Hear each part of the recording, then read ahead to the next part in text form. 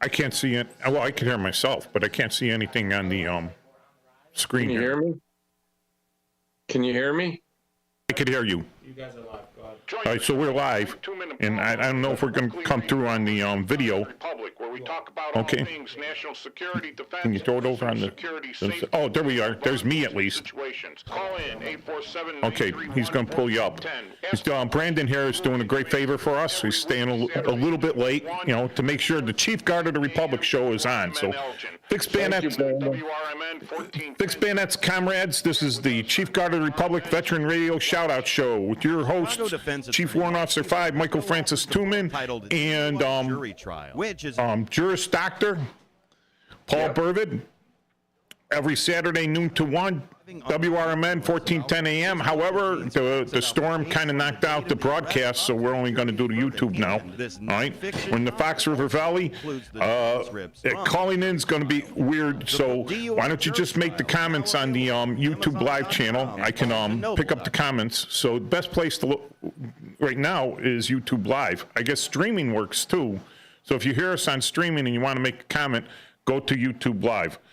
Or you could text. I know I could do the text here because they got a Google Voice text, and it's at keep losing my okay. It's at 505-926-1410.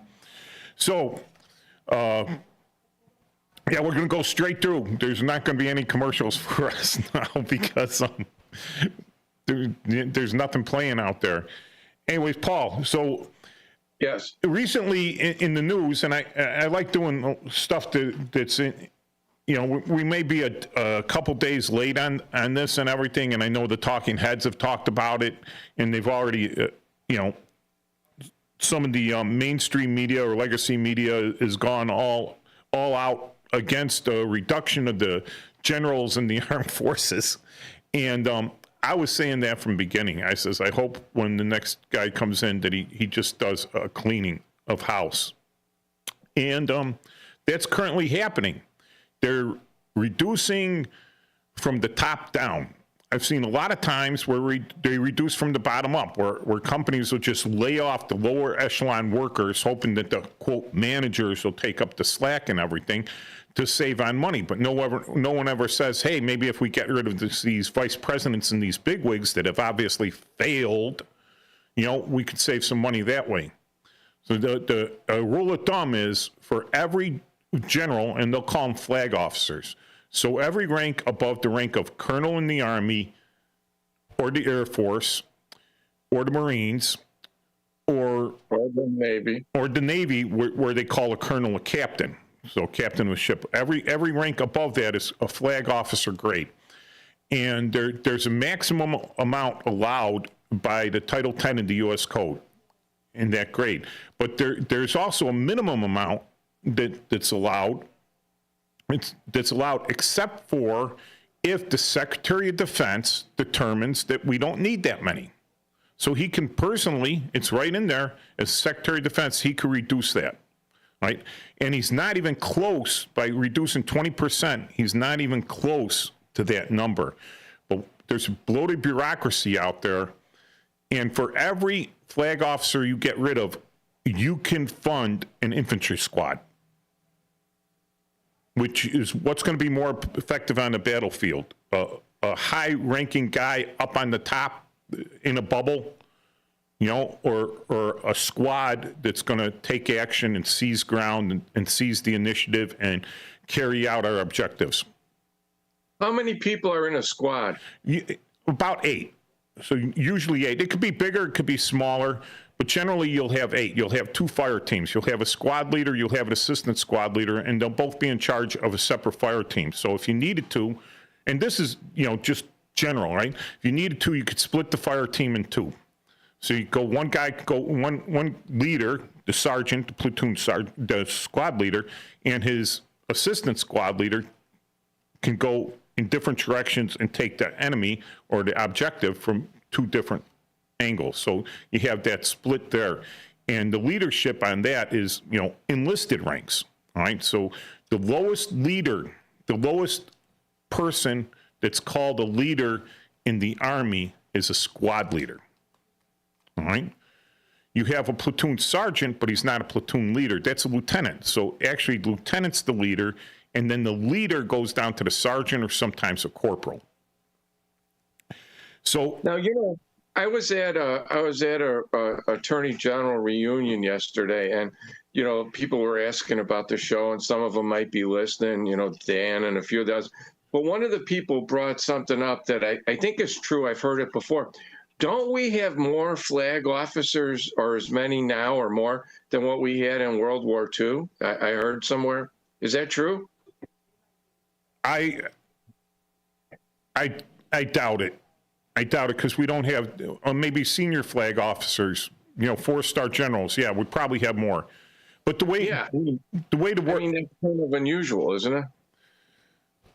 we I didn't get those numbers in. I'll research that. But when you're looking at something like World War II, where you had about 100 divisions out there, Army divisions, right?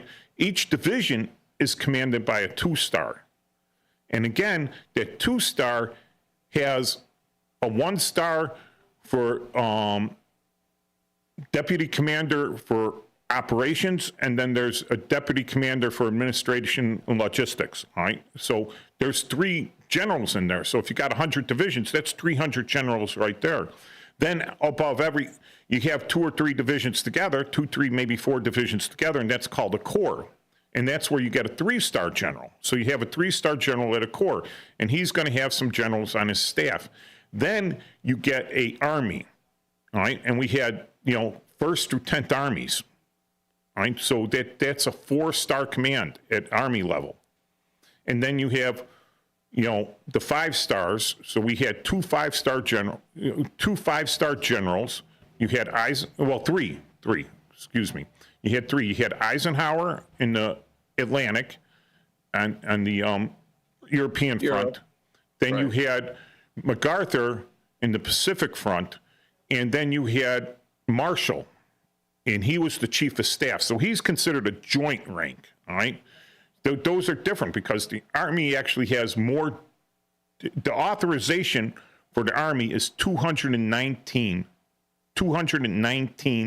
generals. That's their authorization. 219. Just the Army itself, the active duty Army.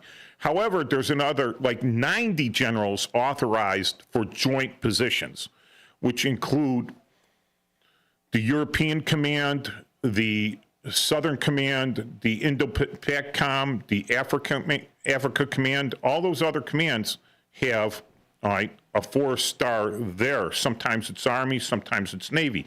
Those don't count against the books for the active duty Army, right? And I think even so, if we have more, I would say that we have more generals per capita than we had in World War II. Because you had a lot. That's kind of a telling fact when you think about that. Yeah. So everything gets bloated, right? You create these positions, and sometimes it gets to cronyism where you create a position for your friend. Hey, we're both in West Point together. Suddenly we're out of general positions, but I made general and I want him to follow me. So now I got some influence, and we're going to see, and we're going to make another billet. Now I was lucky. And now I'm considering this matching it up a little bit to warrant officers. So it's still kind of apples and oranges. So for every 40 warrant officers, all right, for every 40 warrant officers in a specific field, you have 1 chief warrant officer 5. All right. So that is you're the subject matter expert of all these warrant officers. You're at the top of the game there.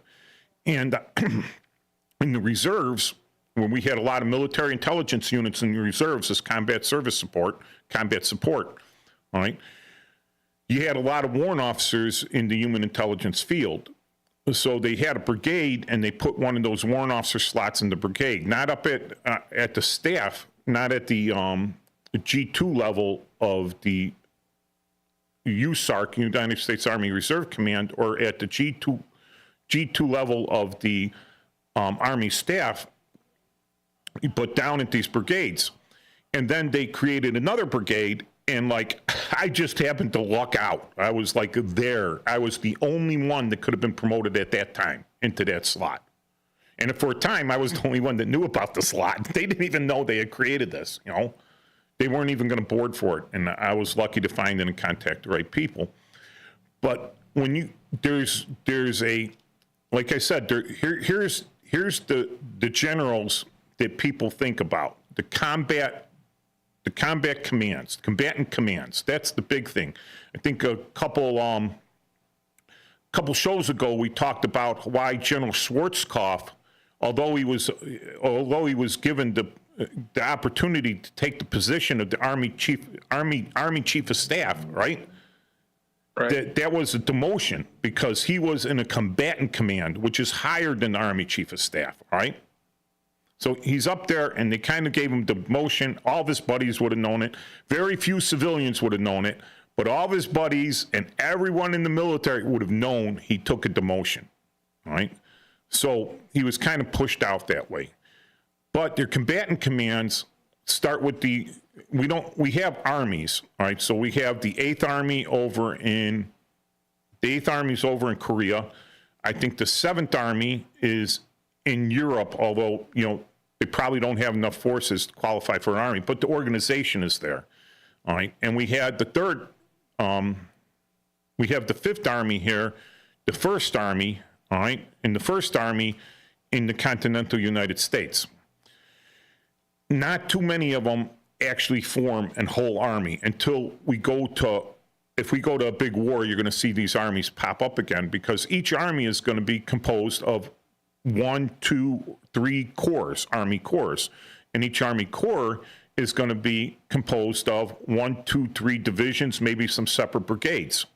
And then the division's going to have its 3 or 4 brigades underneath it. All right, so when you talk about hundreds of these things, now we've pared down to a very limited amount of divisions on active duty. So you have the 11th Airborne, you have the 82nd Airborne, the 101st Airborne, you have the 1st Cav Division, you have the, anyways, we have about less than a dozen. So you would think, let me shut this off. Oh, Jesus.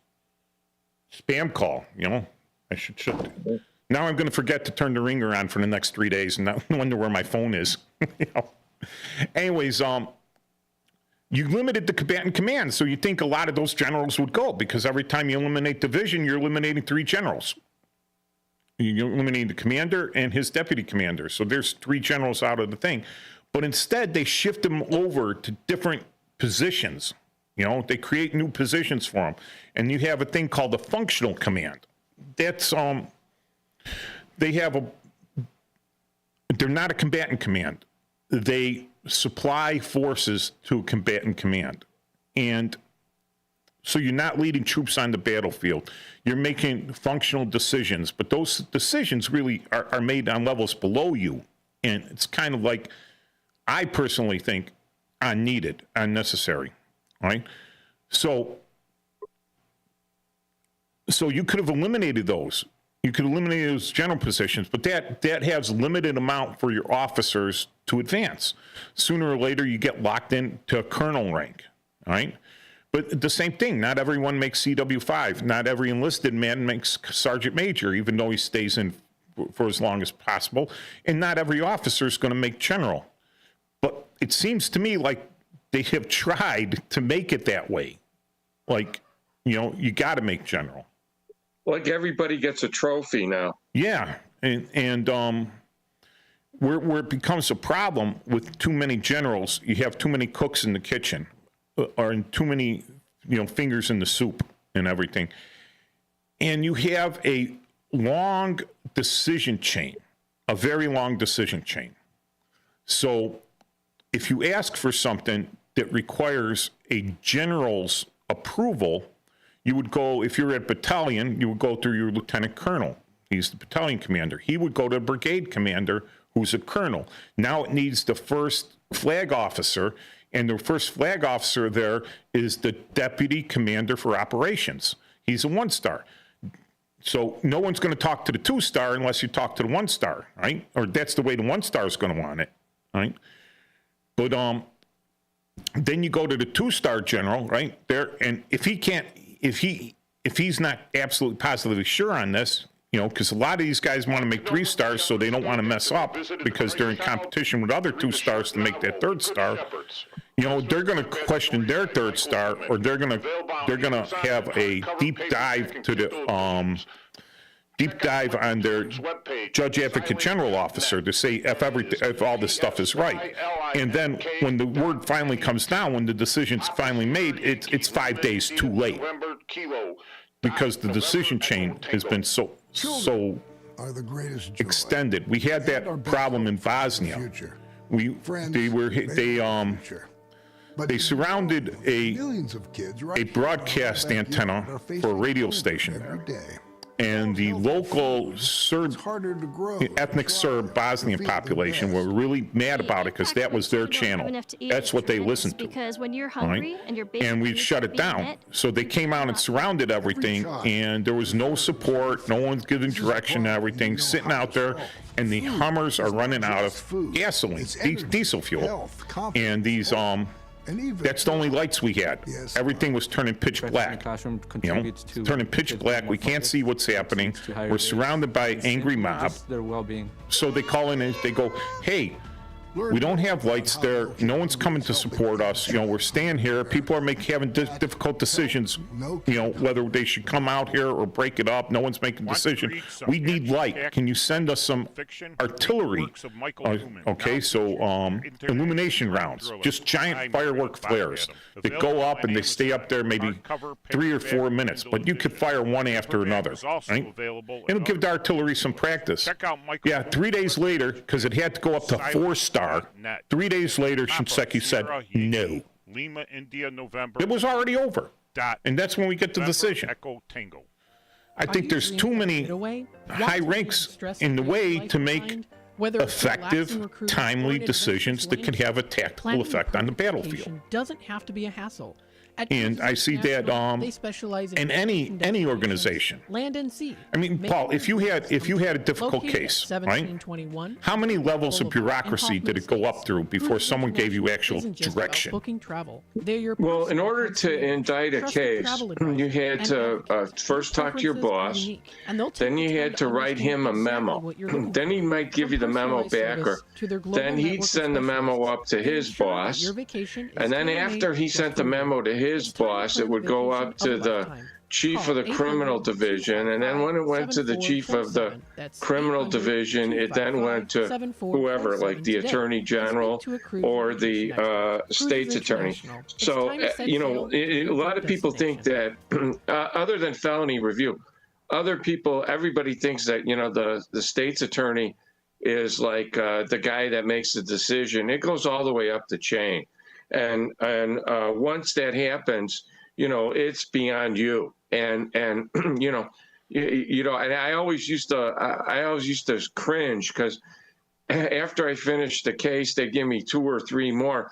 And the first thing I looked at was to see when the last day on the thing was, because there's some offenses that have statute of limitations that goes like 3 years.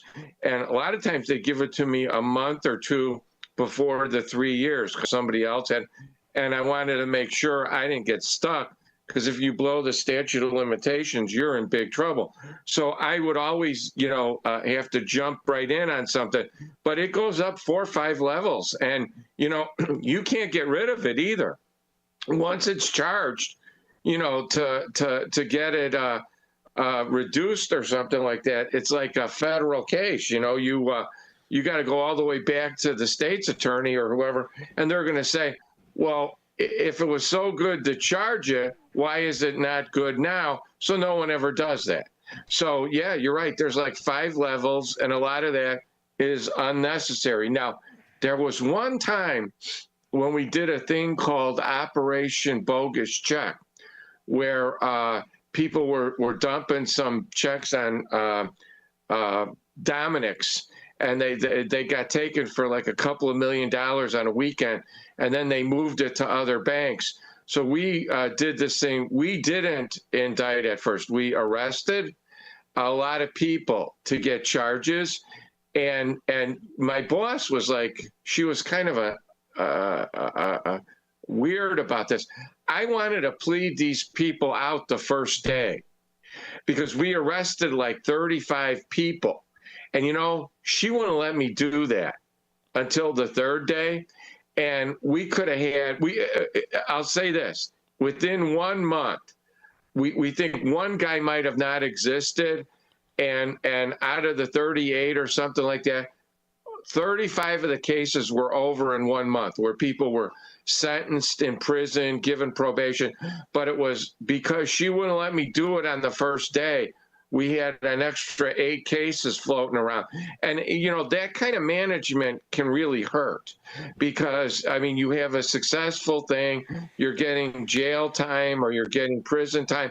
And when you got to go through all these levels and then have them worry about who's up on the chain, it's not good.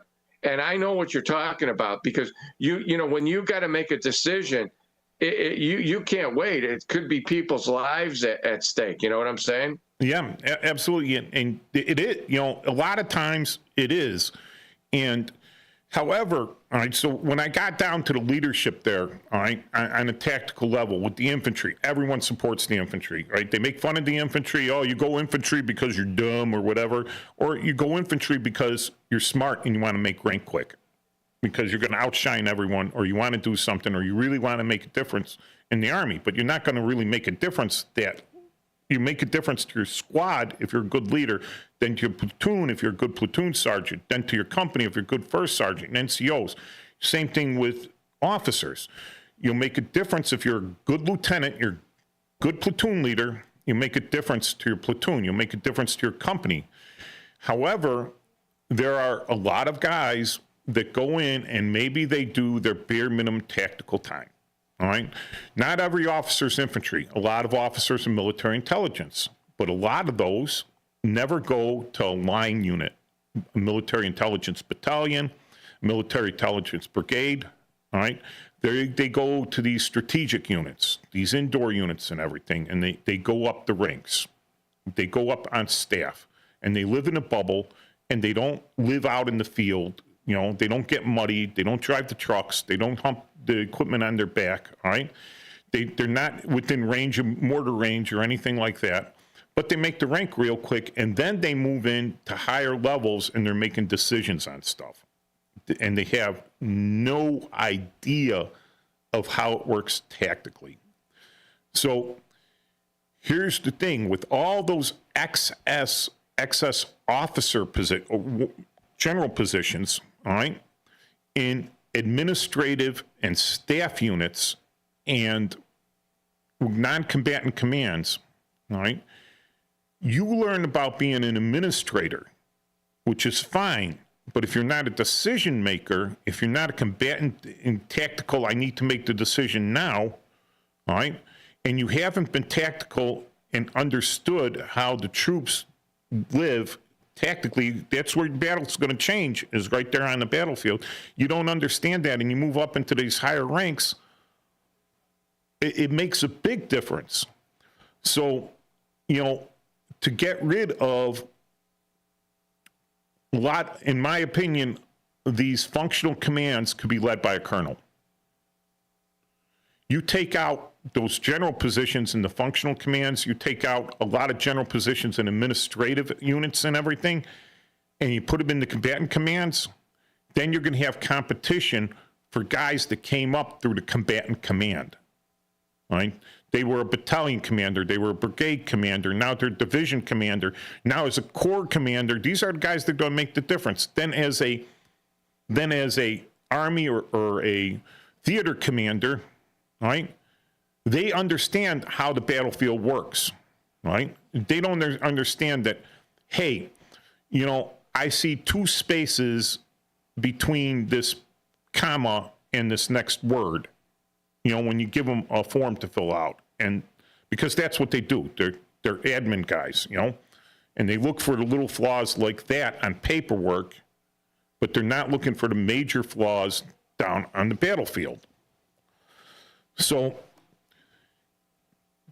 that's my opinion. You know, that's my opinion on that. That's from 38 years in the Army. That's from seeing, we had a guy, he made it up to full bird colonel and never deployed, never went overseas, never had a combat patch, even though we had been in combat for like 20 years, you know, since 9/11. Well, yeah, about 20 years since 9/11, right? So we had 20 years to deploy and go somewhere. Never did, still made bird colonel. Probably would have, nice guy. Not the smartest guy, but he probably would have made general.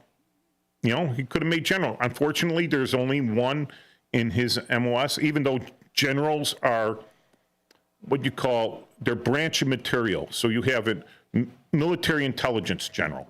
You'll have a general that came, well, a guy that came up was a colonel, military intelligence, then he got promoted to general to work in the intelligence field.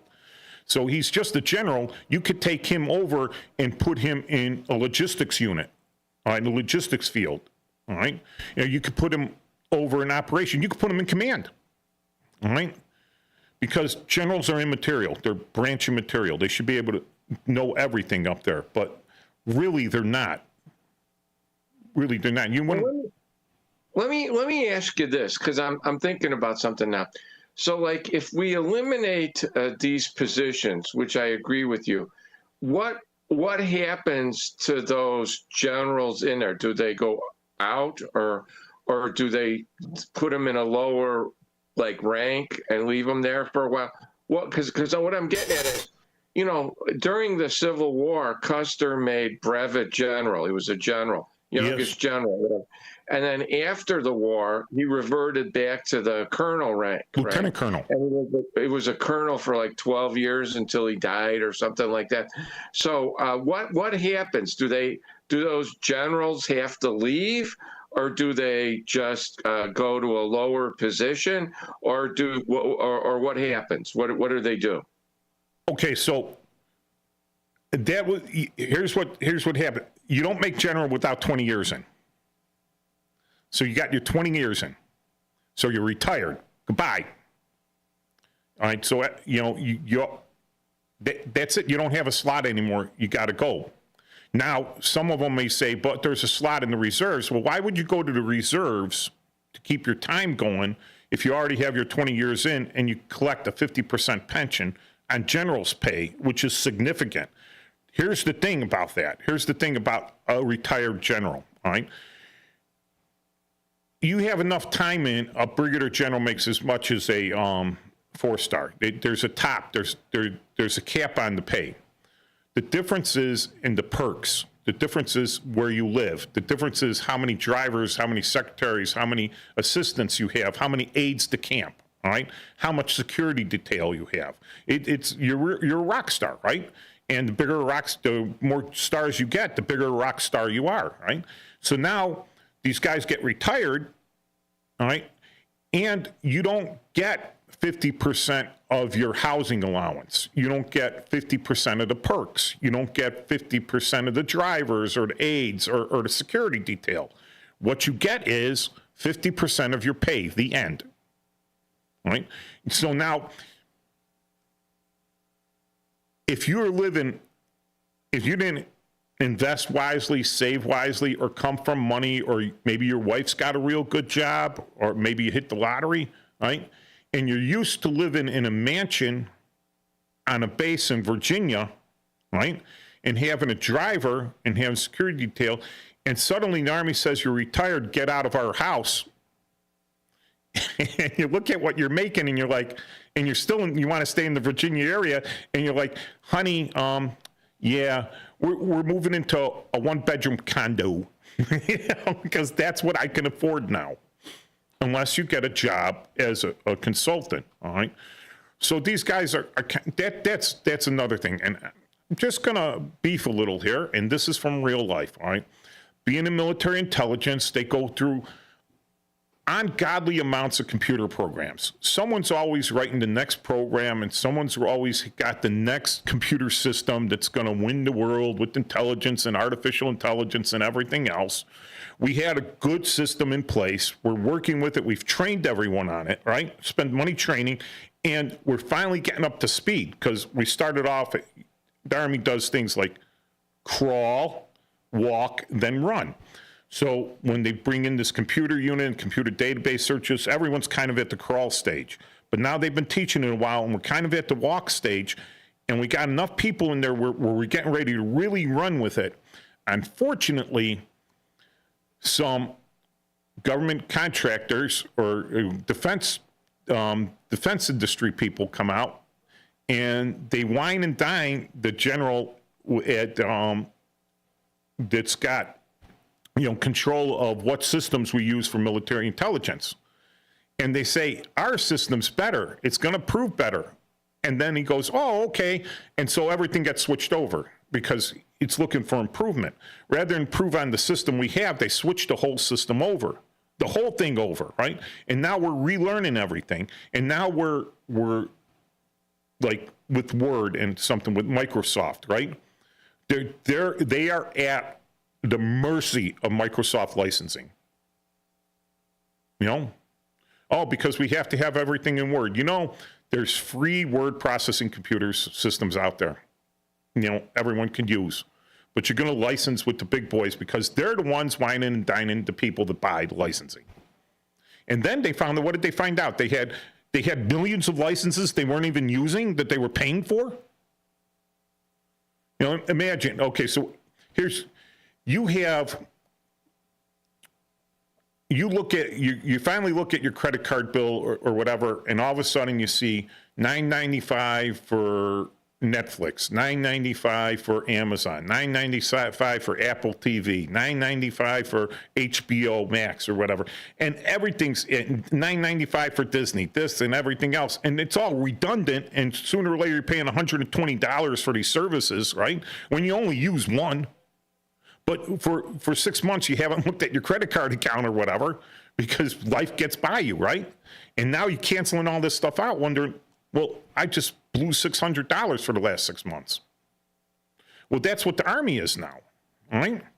A lot of these generals, I think, you're paying them, they serve no purpose. The Army, they have, and maybe someone can talk about the Navy or the Air Force. I didn't serve with them, right? So every service has different administrative problems. But when you get up to the flag ranks, it's pretty prominent. But the, oh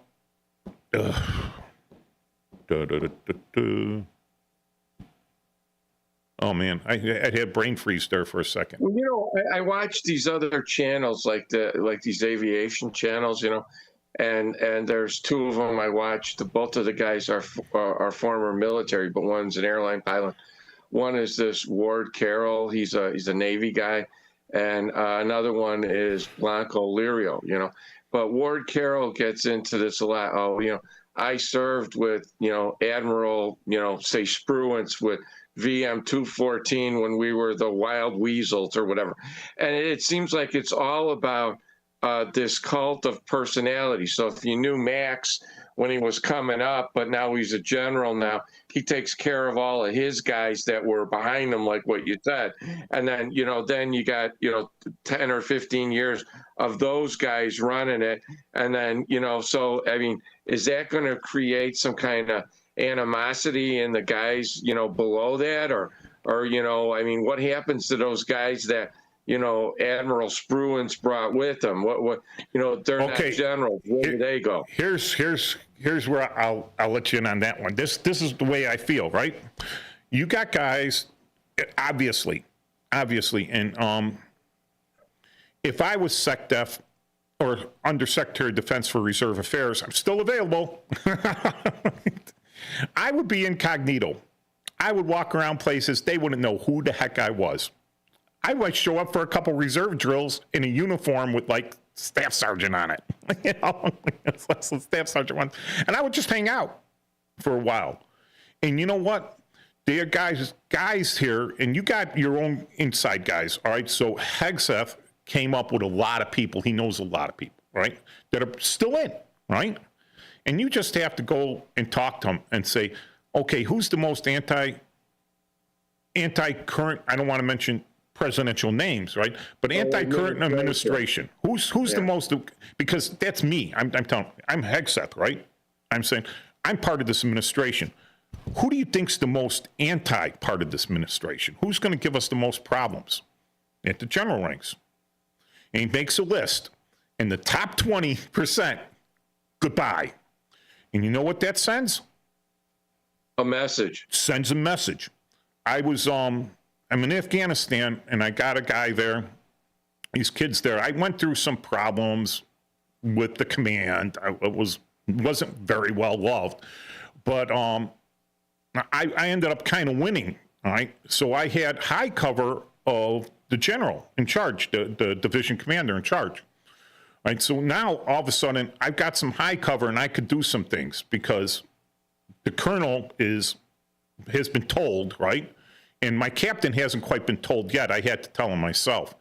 But I got this guy and he's a goof. He's not doing his job. He's lackadaisical. It's a game to him and everything. And I says, okay. He pissed me off one last time, all right? And I says, these guys were all civilian attire, relaxed grooming standards. Even though they couldn't grow a beard, they looked like Shaggy, from Scooby-Doo. Yeah. The idea was that if you grew a beard, that you would have more influence with the Muslims. Absolutely not. I don't know who came up with that idea, all right? Absolutely not. Look professional, act tough from a position of strength, and don't try to kiss their asses, and you'll get the information. Just try kissing their butts.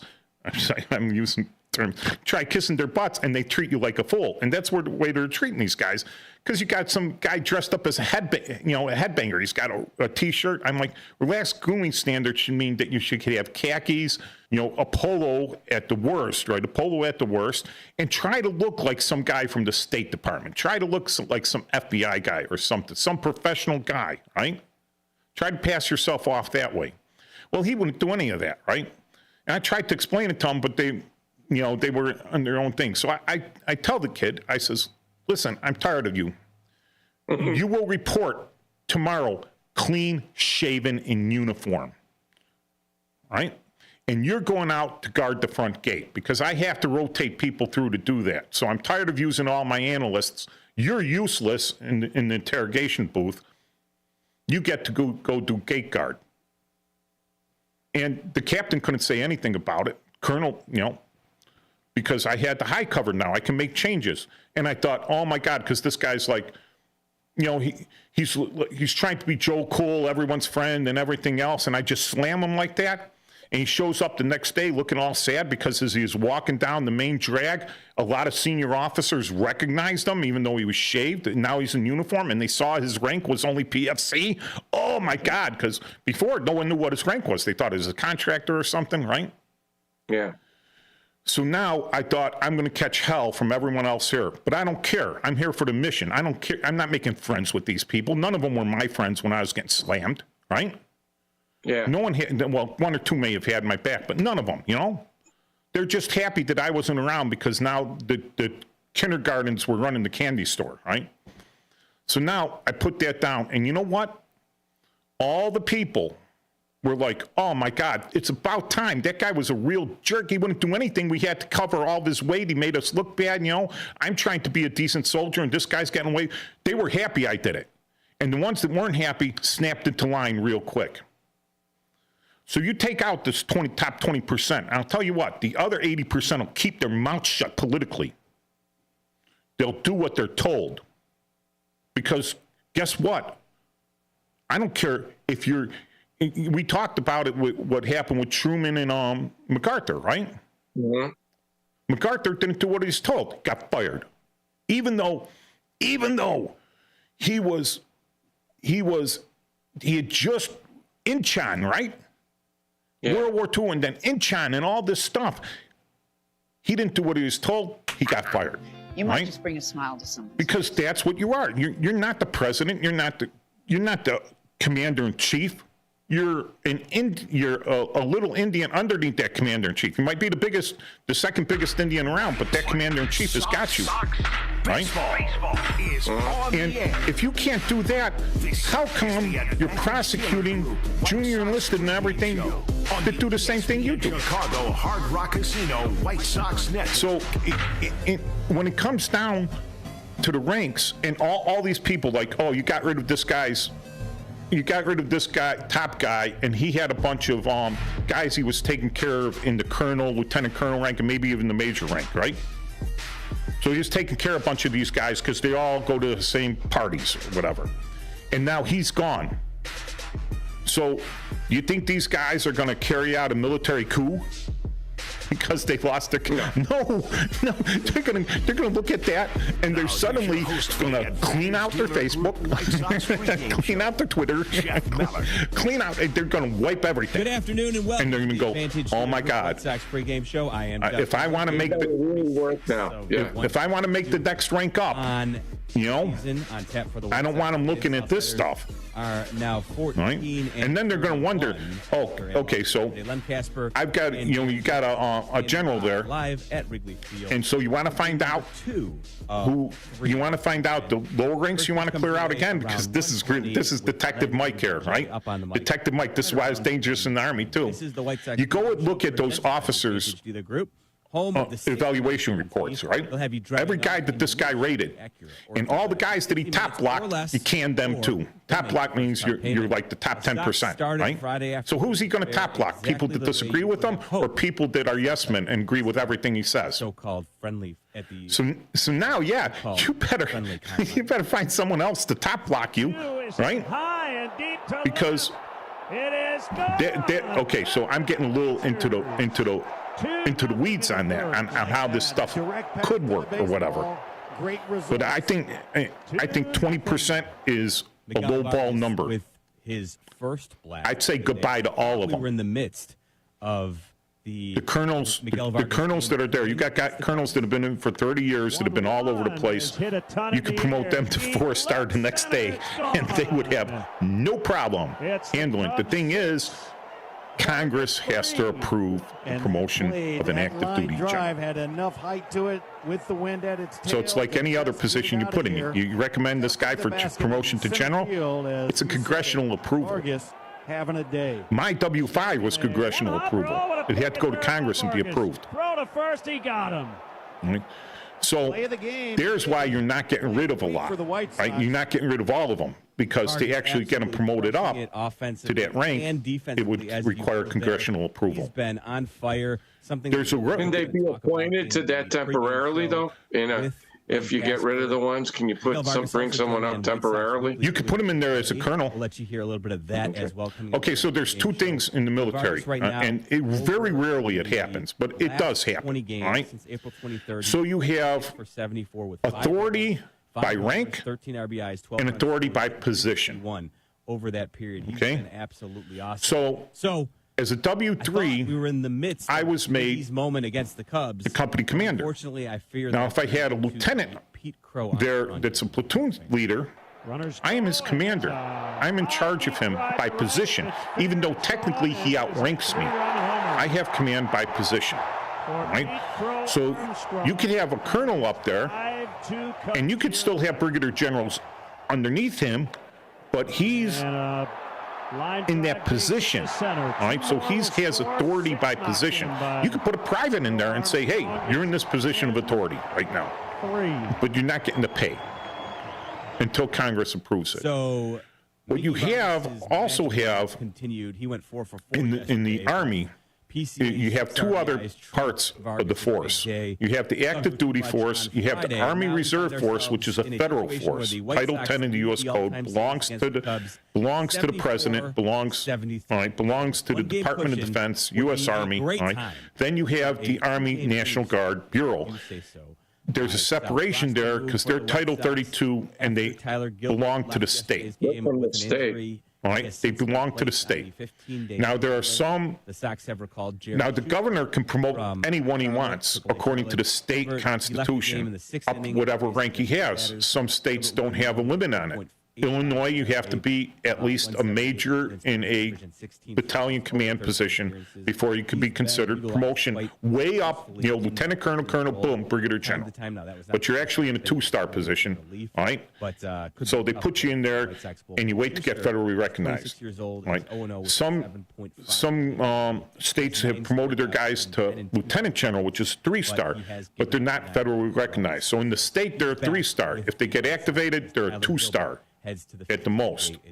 Up next, so you take down with our very own Len the loyalist generals, I don't know, the generals, and you can't rely on any of these guys anymore, I don't think, because we've seen so many times where it's the manager show in 2 people are advised that this guy's a good guy, we want him there, he'll do great things, and then as soon as he gets into that position, he's there, and he takes off his sheep's clothing and he's a wolf, and you're like, holy cow, and he's in Montreal, yeah, we made a mistake. 6,000 miles to Nepal. But you were advised by people that you trusted. First is smart. So check Allstate. Or you should have trusted, but you shouldn't trust You're them, in right? good hands with Allstate. I'm not going to say about how that happened with SCOTUS. Allstate Fire and Casualty Insurance. Sometimes, Northbrook, Illinois. you're expecting one thing, something else happens, right? So you take these generals that you should trust that are all in the Guard, right? And you call them up to active duty, which you could call them up to active duty for up to 180 days at a time. It's the local channels you and they're love, not the counted news against the channels you books need, of and the active sports duty channels generals. You can't live without. But they can History-making perform those moments general aren't going to wait positions for you, until and such replays time never do it as you justice. get them promoted up by Congress. So get You Xfinity get Sports and active News duty TV colonels today promoted for up to all fill the those live positions. action you could want. So yeah, there is a way by you can law say and by you the didn't know what Constitution, Peacock by the U.S. Code, that you could $7.99 a month wipe out that whole thing no extra cost. because it would take the Secretary of Defense, Xfinity right, Sports and News TV. to say The we live don't need TV any of you these love. generals With anymore savings because there you'll is love in the even more. U.S. Code, To learn more, right, go to a minimum Xfinity.com, amount. call 1-800-XFINITY or visit a store today. Restrictions apply. Savings compares Xfinity Sports and News TV at $70 per month, the YouTube TV at $82.99. But there's a minimum amount of, oh yeah, Hello, this is Janet on Toyota. active duty, the minimum amount of, I believe, officers It is We like to 4 say stars your summer is starts 8, here at your Toyota 38 dealer. 3 Now through June stars, 2nd, we have a 44 great 2 selection stars, and of Camrys, 129 Corollas, Tundras, 1 and stars. more. That's what it calls for. I'm a pet That's like sitter in 219. business. Way up as people enjoy their new Toyota. I might be off there. I'd have to look it up again to give the actual numbers, but there's a minimum amount on Title 10 of the U.S. Code. But if the Secretary of Defense says we don't need them, Let's go places. we don't need that amount, he could lower it at will. But he's not. You see, to chat with Will Venable, he wouldn't be lowering here at Wrigley Field. He would just be removing them from active duty. Sum up how that game went. It felt like the positions would still be there, and he moves up people within those positions. How that game went. Yeah, there's a couple tough. So that game that as you get rid of that bureaucracy at the top and people shifting around and people at the same time, got maneuvering for that general rank, right? Maneuvering for flag officer rank and all the perks and everything. And you streamline it to the combatant commands to make us lethal, efficient, but more lethal. And if you want lethality, do you want to be a guy that punches fast, or do you want to be a guy haven't seen it a lot where a guy that delays, thinks about it, worries about it, takes a couple punches to the head, and decides to counterpunch later? Really happy about obviously the performance. We want a guy that's going to go on there, punch, and avoid all the counter punches. Because you don't have to, the decision chain is shorter. How much of it is actually the combatant chain for combatant commands to know what's happening down on the battlefield? Start your career in the mailroom and don't just go from the mailroom over to battle there and going into competition. Over to the coffee guy for the next guy up, the coffee guy for the next guy up, the coffee guy for the next guy up, until you're the coffee guy from president. He goes, and now you're president of the company, right? But you've never done anything more than make coffee and hang around. Like Chris Conroy, as opposed to running one of these divisions. Calls that kind of were pitcher strikes. Almost every call he made. Do you see a lot of that happening? Well, I saw a lot of it happening on the police department, and it is so telling when you see them out there. Does that matter in the dugout? Well, what did you do? Well, I made patrolman, and then I immediately started working the front desk, and then I went to the cap's office. We'll hear it on the pitching side, and then from the cap's office, I made sergeant. These umpires. Then from what did you do after you made sergeant? Well, I did my 8 weeks in patrol, made my phone call, and I went right back downtown. Evaluate kind of broadly. Working in the CAPS office down there. And then what happened? Well, then I took the test for lieutenant. Tune with where our guys are at. Did you pass lieutenant? Well, of course I did. I had all the answers. Because I worked with the right people downtown. Some tendencies, but and then, well, what did you do next? Well, I did my 8 weeks on the midnights in the first district. We're seeing, better. And then I went back to some administrative job inside. Wrigley, straight out to center yesterday. And then when a position opened up as a exempt commander, I took command of some district, and I had no clue what was going on today, and so we got to be ready. All right, go get them, Will. Because they're living in a That's bubble. Will Venable on the Hard Rock Casino, White Sox Network. So there's Brendan. Hey, Brendan. I don't know if I could reach you out there. For more than a century, no. Better Business Oh, yeah, I can. Everyone's got to say hi to Brendan. Honestly and I said hi. So when you're looking for a business you can trust, check to see who's BBB accredited and who isn't. There's a rumor, and I'm sure you've heard this too, that there was a guy that showed up for one of the academy classes, and they sent him to, to get his uniform or something like that, and it turned out that he was wearing a white shirt, actually, and then he ended up being like a assistant superintendent, and then he went to a couple other departments, and he was like never in patrol or anything. He just showed up, and caused a problem with his pension later on when he was trying to pay into stuff. But there's stories about that. I remember when I was at the state's attorney's office, my friend was the supervisor of the unit. Somebody calls him up and they said, there's this dude coming in, comes in from out of state or whatever, and he said, watch him, he's there to like take your spot. And they brought this guy in. He was on this whirlwind tour, and he went all over, and he went here and he went there. No kidding, he was they got rid of my friend, and this guy was now in charge of the unit, and the guy didn't like me because my boss was a friend of mine from the other agency, but we ended up doing a big corruption trial, and he was trying to do something that you couldn't do, and I was trying to tell him, I go, you can't do that in state court. You can do that in federal court, but you can't do that in state court. And I said, and if you try that here, we're going to end up, getting this case reversed. And he goes, well, we could do that in federal court. We can't do that here, and it's good in one way if you get your own guys in there, but it's also bad in another way because it's just I don't think it's the right way to do some things. I mean, it's 4 for 4. It creates some problems sometimes, I could see it where it does, because you invest a lot of money in training people. You invest a lot of money because they go to a lot of schools. They go to the War College, right? They teach them a lot of stuff, administration. Go through all this, right? They invest a lot of money in these guys. They groom them to be in command, right? Or supposedly groom them, right? However, you have to balance it out.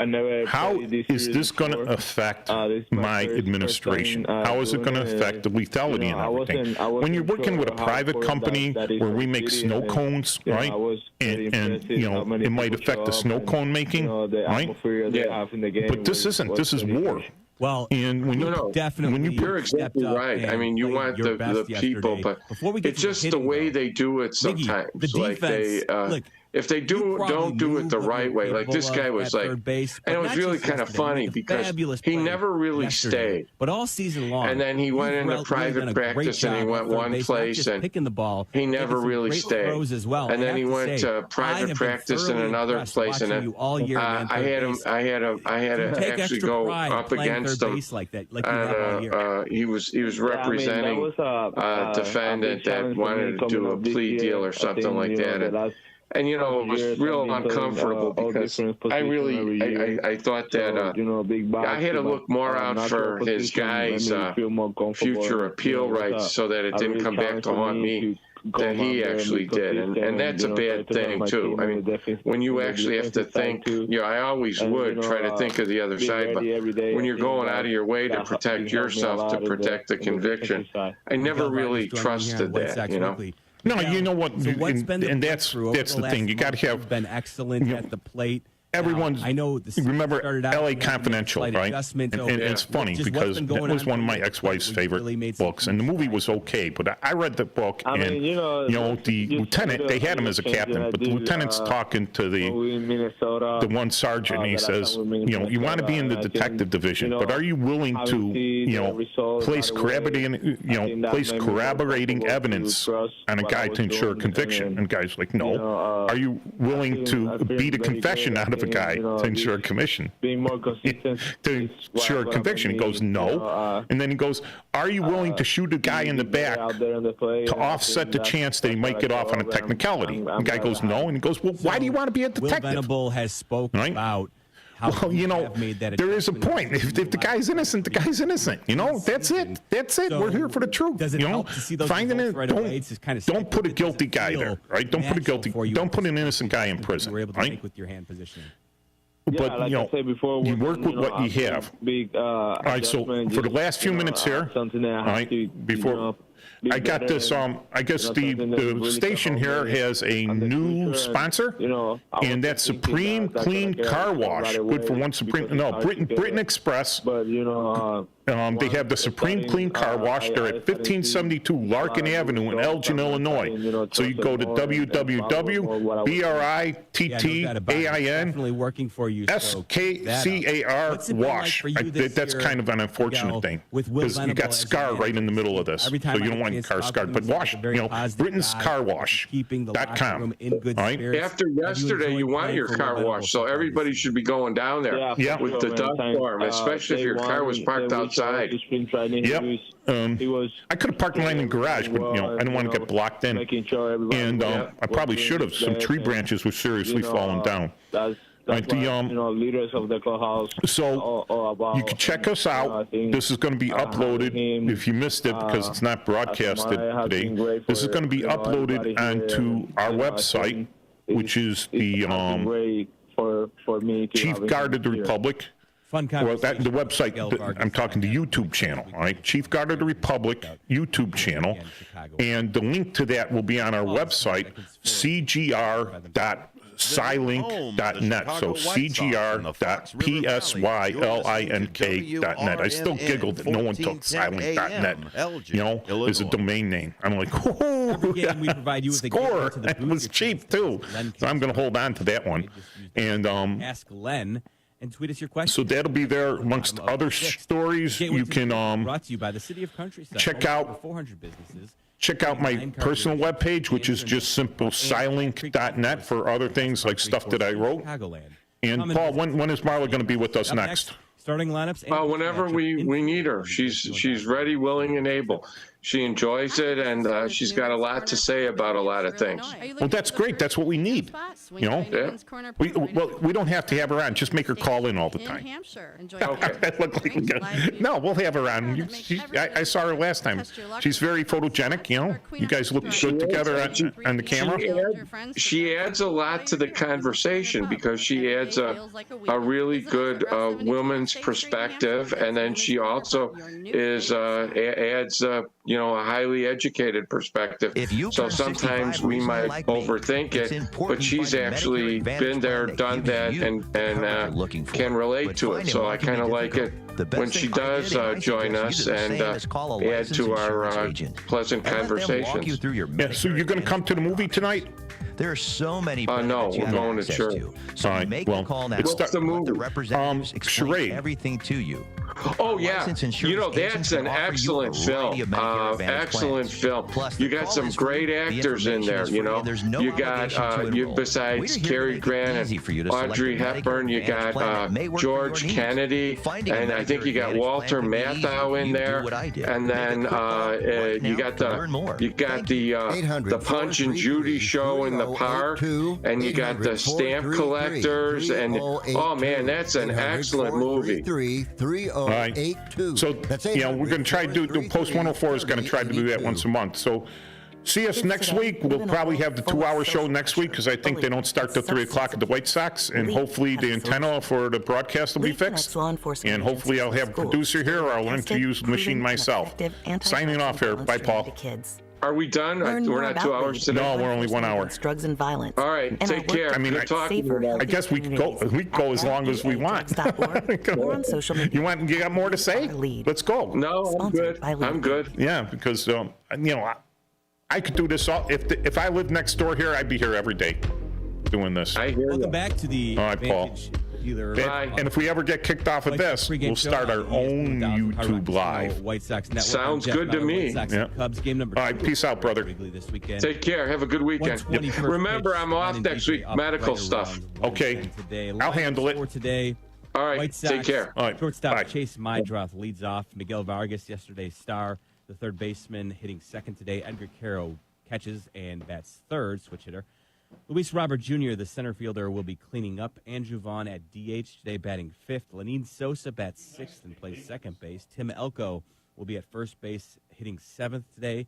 In right field, the lefty Joshua Palacios hits eighth. Michael A. Taylor is in left field, batting ninth. For the Cubs, Pete Crow Armstrong, the center fielder, lefty, leads off. Kyle Tucker, another lefty, in right field today, bats second. Seiya Suzuki is in left.